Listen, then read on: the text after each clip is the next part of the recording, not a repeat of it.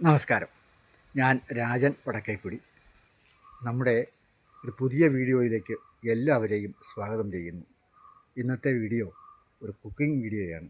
Cooking video എന്ന് പറഞ്ഞാൽ നമുക്കറിയാം, നമ്മുടെ കേരളത്തിൽ ഏറ്റവും കൂടുതൽ വെജിറ്റേറിയൻ സദ്യകളിൽ എല്ലാവരും ഇഷ്ടപ്പെടുന്ന ഒരു വിഭവമാണ് അവിയൽ. അവിയൽ ഇഷ്ടപ്പെടാത്തത് ആരുമില്ല. പക്ഷേ അവിയൽ നന്നായിട്ടുണ്ടാക്കിയാൽ ഒരുപാട് ഇഷ്ടമാണ്. അപ്പോൾ നന്നായിട്ടുണ്ടാക്കുക എന്ന് പറഞ്ഞാൽ അവിയൽ എങ്ങനെ ഉണ്ടാക്കണം എന്ന് നിശ്ചയമുള്ള ആളുകൾക്ക് കഴിയുള്ളൂ. അപ്പം നമുക്കിന്നൊരു നല്ല അവിയൽ ഉണ്ടാക്കാം. നമുക്ക് വീഡിയോയിലേക്ക് പോകാം. ഓക്കേ, ഇന്ന് നമുക്കൊരു നല്ല അവിയൽ ഉണ്ടാക്കാം. നല്ല അവിയലെന്ന് പറഞ്ഞാൽ സാധാരണ നമ്മുടെ ഈ നാട്ടിൻപുറങ്ങളിലൊക്കെ നല്ല മൂപ്പ് കുറഞ്ഞ തേങ്ങയൊക്കെ കിട്ടും. ആ തേങ്ങയൊക്കെ ചേർക്കുമ്പോഴാണ് ശരിക്കും നല്ല അവിയൽ എന്ന് പറയുന്നത് ഉണ്ടാക്കാൻ കഴിയുന്നത്. ഞങ്ങളുടെ ഈ ഹൈ റേഞ്ച് ഭാഗത്ത് അങ്ങനെ മൂപ്പ് കുറഞ്ഞ തേങ്ങയൊന്നും കിട്ടാനില്ല. എന്നാലും ഉള്ള തേങ്ങ വെച്ചുകൊണ്ട്, കിട്ടുന്ന തേങ്ങ വെച്ചുകൊണ്ട് അവിയലിന് ചേരുന്ന സാധനങ്ങളെല്ലാം ചേർത്ത് സാമാന്യം നല്ല ടേസ്റ്റുള്ള ഒരു അവിയലുണ്ടാക്കാം.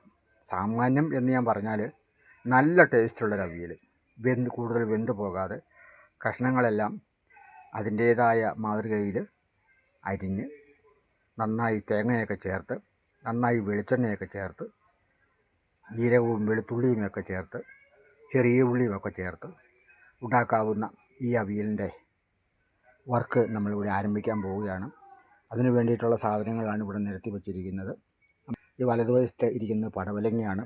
ആവശ്യത്തിന് എടുത്താൽ മതി കേട്ടോ. നമ്മൾ ഒരു മുറി അങ്ങോട്ട് എടുത്ത് വച്ചെന്നേ ഉള്ളൂ. പടവലങ്ങയുടെ തൊട്ടിരിക്കുന്നത് ചേനയുടെ തൊട്ടിരിക്കുന്നത് കായയുടെ തൊട്ടിരിക്കുന്നത് അച്ചിങ്ങയാണ്. അച്ചിങ്ങയുടെ തൊട്ടിരിക്കുന്നത് ക്യാരറ്റിനോട് ചേർന്നിരിക്കുന്നത് പച്ചമുളകിനോട് ചേർന്നിരിക്കുന്നത് തേങ്ങയും അതിന് തൊട്ട് മുമ്പിലായിട്ട് ഇരിക്കുന്നത് വെള്ളരിക്കയും, അതുപോലെ ചെറിയ ഉള്ളിയും, അതുപോലെ തന്നെ സവാളയും. ഇനി ഇതിനകത്ത് ചേരാനുള്ളത് വെളിച്ചെണ്ണ, വെളുത്തുള്ളി, ജീരകം, ചെറിയ ജീരകം. ഇതാണ് ഇതിനകത്ത് ഇനി ചേരാനുള്ളത്. അപ്പോൾ നമുക്ക് ഇതെല്ലാം ഒന്ന് ഒരുക്കിയെടുത്താൽ മാത്രം പോരാ, അരിഞ്ഞെടുക്കണം. തേങ്ങ നന്നായിട്ട് മൂത്ത തേങ്ങ കേട്ടോ. മൂത്ത തേങ്ങ ആണ്, പക്ഷേ എന്നാലും ഈ തേങ്ങ ഒരുമാതിരി വലിയ കുഴപ്പമില്ലാത്ത തേങ്ങയാണ് കേട്ടോ. മുരിങ്ങക്കായൊക്കെ ന്യായമായ മൂപ്പേ ഉള്ളൂ. അപ്പോൾ നമുക്ക് ആരംഭിച്ചാലോ. അപ്പോൾ നമ്മുടെ അവിയലിനുള്ള കഷ്ണമെല്ലാം വെട്ടി നുറുക്കി റെഡിയാക്കി 2 നീര് കഴുകി ഇവിടെ വച്ചിരിക്കുകയാണ്. ഒത്തിരി വലിപ്പമുള്ള കഷ്ണമൊന്നുമല്ല കേട്ടോ, എന്നാൽ തീരെ ചെറുതാക്കി കളഞ്ഞിട്ടുമില്ല. തീരെ ചെറുതാക്കി കളഞ്ഞിട്ടുണ്ടെങ്കിൽ വേവിക്കുമ്പോൾ അതിൻ്റേതായ ചില കഷ്ണങ്ങൾ ഉടഞ്ഞൊക്കെ പോകും. അതുകൊണ്ട് ഒരു മീഡിയം കണക്കിലാണ് നമ്മളിത് അരിഞ്ഞു വച്ചിരിക്കുന്നത്. നമുക്ക് കാണാമല്ലോ. അപ്പോൾ തേങ്ങ ചിരവി എടുക്കണം, അതുപോലെ ഉള്ളി പൊളിച്ചെടുക്കണം. ആ ഉള്ളിയും വെളിച്ചെണ്ണയും ചേർത്ത് അവസാനം ഒരു രുചിക്കൂട്ട് പ്രയോഗത്തിലാണ് അവിയലിന് നല്ല ടേസ്റ്റ് വരുന്നത്.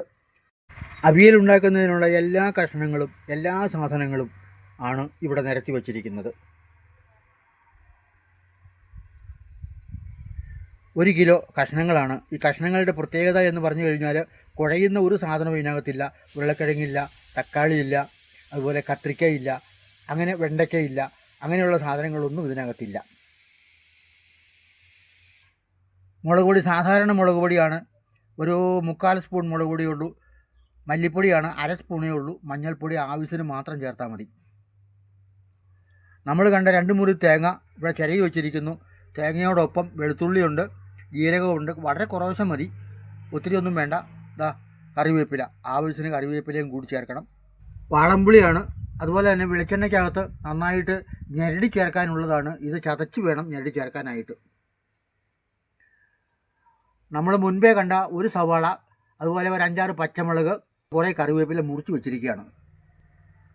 നല്ല ശുദ്ധമായ വെളിച്ചെണ്ണയിലാണ് തയ്യാറാക്കുന്നത്.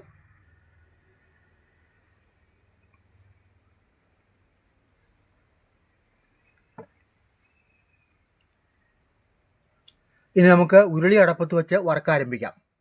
അപ്പോൾ നമ്മൾ അവിയൽ ഉണ്ടാക്കാൻ പോവുകയാണേ. അപ്പോൾ അവിയൽ ഉണ്ടാക്കുന്നതിന് ആവശ്യമായ സാധനങ്ങളെല്ലാം ഇവിടെ റെഡിയാക്കി വെച്ചിട്ടുണ്ട്. 100 മില്ലി എണ്ണ ഒഴിച്ചു കൊടുക്കണം. അപ്പോൾ നമ്മുടെ കഷ്ണം അങ്ങിട്ട് കൊടുക്കാൻ പോവുകയാണേ.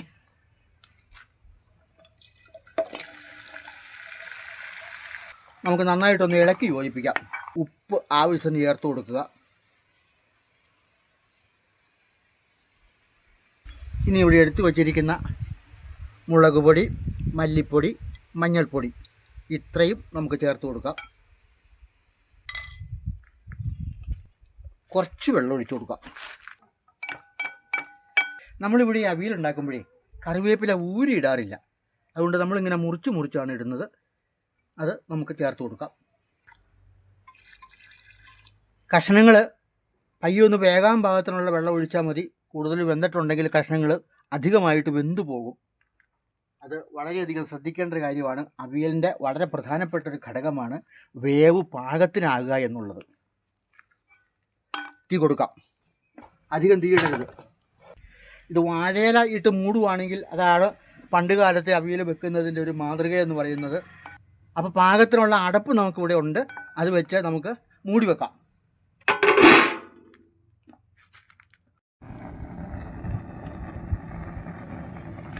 നമുക്കിനി മൂടലൊന്ന് എടുത്തു നോക്കാം. ആവിയൊക്കെ വന്നിട്ടുണ്ട്. നല്ല സൂപ്പറായിട്ട് തിളച്ചുകൊണ്ടിരിക്കുക കേട്ടോ. ഈ അല്പം കൂടി കുറച്ചിടണം. നമുക്ക് ഉപ്പൊന്ന് നോക്കാം. ചാറിൻ്റെ ഒരല്പം ഉപ്പിൻ്റെ കുറവുണ്ട് കേട്ടോ. അതും കൂടെ ചേർത്ത് കൊടുക്കാം.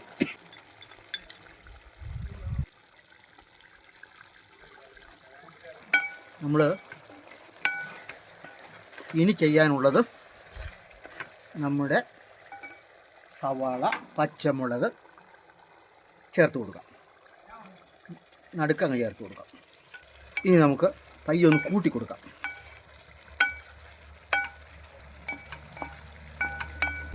വീണ്ടും നമ്മൾ മൂടി വയ്ക്കുന്നു. അപ്പം നമ്മളെ മൂടി വെച്ചിരുന്നതൊക്കെ അങ്ങ് എടുത്തു. അവിയൽ വേവായിട്ടുണ്ട്. വെള്ളം പാകത്തിനാണ്. ഉപ്പ് കറക്റ്റാണ്. ഇനിയിപ്പോൾ നമുക്ക് ചെയ്യാനുള്ളത് നമ്മുടെ പുളി ഇവിടെ റെഡിയാക്കി വെച്ചിട്ടുണ്ട്. പുളി ഒരു നെല്ലിക്കയുടെ അത്രയും വലിപ്പമുള്ളൊരു പുളിയാണ്. വളംപുളി. അത് നമ്മളിവിടെ പിഴിഞ്ഞ് വെച്ചിരിക്കുകയാണ്. ചേർത്ത് കൊടുക്കാം. ചേർത്ത് കൊടുത്തു. ഈ ഒരല്പം കൂട്ടി ഞാൻ കൊടുക്കാം. പുളി ചേർത്ത് കൊടുത്താൽ പിന്നെ ഇത് വേവില്ല കേട്ടോ. അങ്ങനെ ഒരു ട്രിക്കുണ്ട്. ഇനി കൂടുതൽ വെന്തിട്ടുണ്ടെങ്കിൽ കഷ്ണമെല്ലാം ഉടഞ്ഞു പോകും. ഇപ്പം മൊത്തത്തിൽ തിളച്ചിട്ടുണ്ട്. അടുത്തായിട്ട് ചെയ്യാനുള്ളത് നമ്മൾ ആദ്യം കണ്ടില്ലേ ആ വെളുത്തുള്ളിയും ജീരകവും, അത് നന്നായിട്ട് അരച്ചിങ്ങെടുത്തതാണ്. തേങ്ങ ഒതുക്കി ഇങ്ങെടുത്തതാണ്. ഈ തേങ്ങയുമായിട്ട് നമുക്കിതൊന്ന് യോജിപ്പിച്ചെടുക്കാം. നമ്മൾ കറിക്കകത്തേക്ക് ചേർത്ത് കൊടുക്കുക. തേങ്ങ ഒതുക്കിയതും വെളുത്തുള്ളിയും ജീരകവും.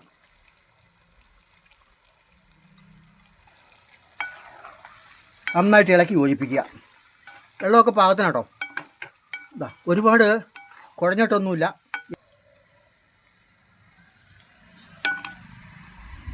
ഒരു പൊടിക്ക് ഉപ്പ് കുറവുണ്ട്. അതും കൂടി ചേർത്ത് കൊടുക്കാം. ഇനി കൂടുതൽ നേരം ഇരുന്നാൽ ഈ കഷ്ണങ്ങളെല്ലാം വെന്തു പോകും. അവിയലിൻ്റെ രീതി അങ്ങ് മാറിപ്പോകും. അത് കാരണം നമ്മൾ തീ ഓഫ് ചെയ്യുകയാണ്. ഈ അവിയൽ കറി തോരൻ കറി പോലെ ഇരുന്നാൽ കൊള്ളില്ല കേട്ടോ. ഒരല്പം ജലാംശമൊക്കെ വേണം അവിയൽ കറിക്കകത്ത്. എന്നാൽ ആ കറിക്ക് നല്ല ടേസ്റ്റ് കിട്ടുള്ളൂ. ഇനി വേറൊരു ടിപ്പുണ്ട് ലാസ്റ്റ് പ്രയോഗം. അതായത് തേങ്ങ. ഇതൊരു 10-15 ചെറിയ ഉള്ളിയുണ്ട്. കല്ലേ വെച്ച് നന്നായിട്ട് ചതച്ചിങ്ങ് എടുത്തതാണ്. ഇതിനകത്തേക്ക് വെളിച്ചെണ്ണ ഒഴിച്ച് കൊടുക്കുകയാണ് നമ്മൾ. വെളിച്ചെണ്ണ ചേർത്ത ഉള്ളി അതിനകത്തേക്ക് ഇത്രയും കറിവേപ്പിലയും കൂടെ ചേർത്തിട്ട് നമ്മൾ ഈ കറിക്കകത്തേക്ക് ചേർത്ത് കൊടുക്കുകയാണ്. ഇതിങ്ങനെ